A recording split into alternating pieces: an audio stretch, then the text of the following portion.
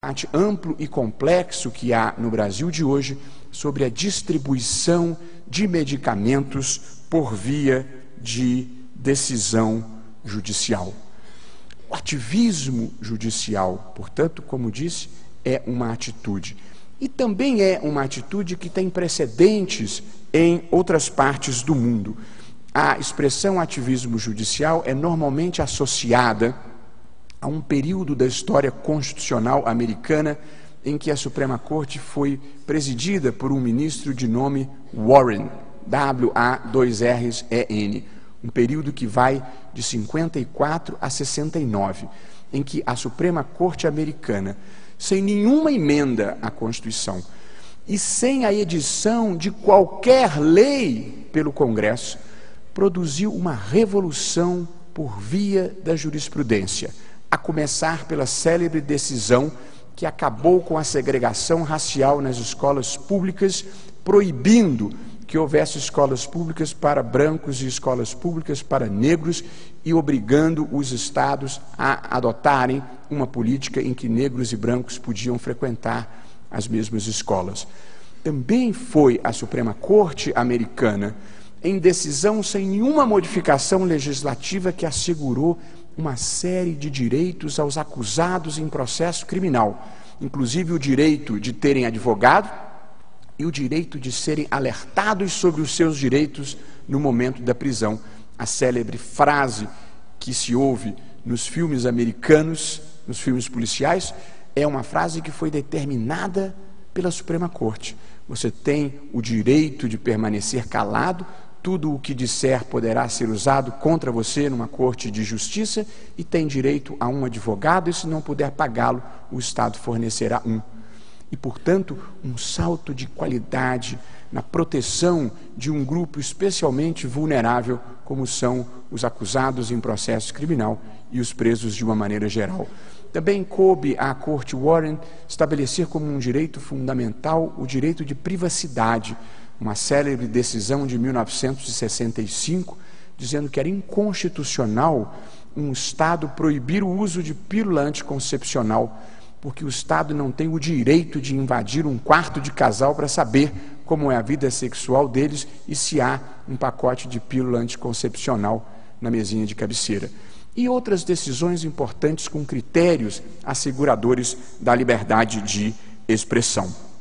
Portanto, há precedentes no mundo. Na Alemanha do segundo pós-guerra, foi o Tribunal Constitucional Federal Alemão, cujos membros não tinham nenhum contágio com o nazismo, que havia devastado de uma maneira muito abrangente a sociedade alemã, foram os juízes do Tribunal Constitucional Federal Alemão que ajudaram a fazer uma transição democrática relevante com decisões que correram o mundo, como a do célebre caso Lutz, que impõe a leitura de todos os ramos do direito infraconstitucional à luz da Constituição, um fenômeno que é hoje muito presente no Brasil, que é o fenômeno da constitucionalização do direito. O ativismo judicial, portanto, tem antecedentes em outras partes do mundo. Mas o ativismo judicial, ele é ambíguo. Ele tem uma faceta positiva e uma faceta negativa. A faceta positiva do ativismo judicial é que, por seu intermédio, o judiciário tem, no Brasil, atendido demandas sociais relevantes que não foram acudidas a tempo e a hora pelo processo político majoritário, notadamente pelo Congresso Nacional, pela legislação. E, portanto, são demandas em matéria de reforma política, em matéria de moralidade pública, como no caso do nepotismo, atendidas via Poder Judiciário na falta da legislação própria. Mas há uma faceta negativa, é que o ativismo judicial revela uma crise de legitimidade, de representatividade e de funcionalidade do Poder Legislativo. E isto é preocupante, porque não há democracia sem um poder legislativo dotado de credibilidade e capaz de vocalizar e repercutir os anseios da sociedade. E, portanto, o Brasil precisa, aflitivamente, desesperadamente, de uma reforma política capaz de restabelecer a legitimidade e a representatividade do poder legislativo.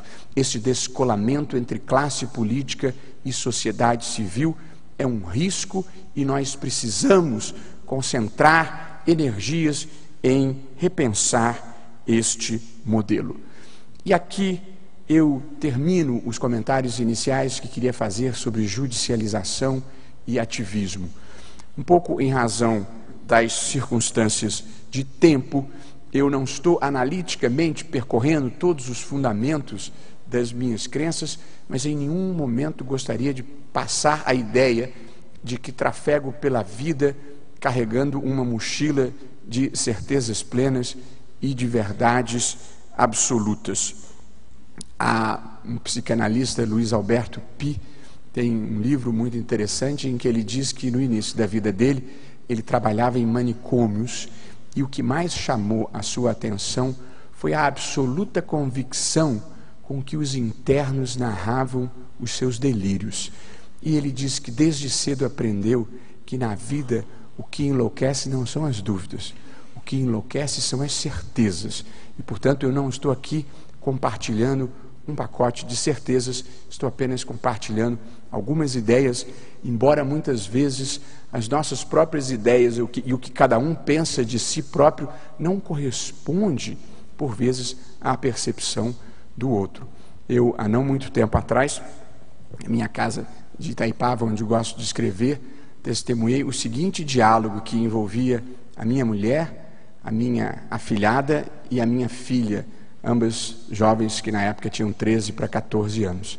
A minha afilhada vira-se para a minha mulher e diz, com uma foto do Reinaldo Gianecchini, e diz: "Ô tia, olha que gato." Minha mulher, que não veio ao mundo a passeio, responde profissionalmente: "Prefiro o seu tio." Ao que a minha filha responde, eu assistindo a cena à meia distância: "Quem, mãe? Meu pai?" Aquilo me deixou tão abalado. Portanto, a gente na vida precisa testar as próprias certezas, vez por outra, porque elas podem não corresponder à percepção dos outros, por vezes podem não corresponder até ao senso comum. Pois, dizia eu, esse fenômeno da expansão do judiciário tem dado ensejo a uma percepção crítica importante que deve ser considerada. Acho que não diminui a importância do papel que o judiciário desempenha hoje no Brasil, mas exige uma parada para a reflexão. A primeira crítica que se tem feito a esta expansão do judiciário é uma crítica político-ideológica. A crítica política, que não é desimportante, é a de que os membros do Poder Judiciário não são eleitos. Juízes, desembargadores, ministros são, como regra geral, recrutados por um critério técnico que não passa pelo batismo da vontade popular. Portanto, aponta-se a existência do que se tem denominado de dificuldade contra-majoritária. Em certas situações, o judiciário, cujos membros não são eleitos, sobrepõe a sua vontade, a sua valoração àquela feita pelo presidente da República, por vezes eleito com mais de 50 milhões de votos, ou a vontade do Congresso, cujos membros também foram eleitos com muitos milhares de votos. A resposta a esta objeção é a de que o Judiciário, e especialmente o Supremo Tribunal Federal como Tribunal Constitucional, só age legitimamente quando o faz em nome da Constituição, seja para assegurar direitos fundamentais, seja para resguardar o procedimento democrático, as regras do procedimento democrático.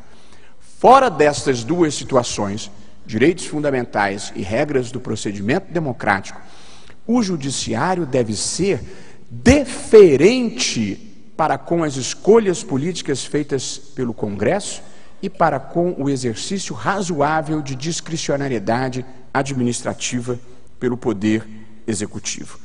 E a crítica de viés ideológico é a de que o Judiciário é uma instância tradicionalmente conservadora das distribuições de riqueza e de poder na sociedade. É uma crítica feita especialmente por um autor canadense, um cientista político canadense de nome Rand Herschel, numa tese que percorreu o mundo. Pode ser que no Canadá, para onde ele escreveu, ou em outras partes do mundo, esta tese seja verdadeira. No Brasil, assim não me parece. O Judiciário não tem sido, nos últimos anos, uma instância conservadora.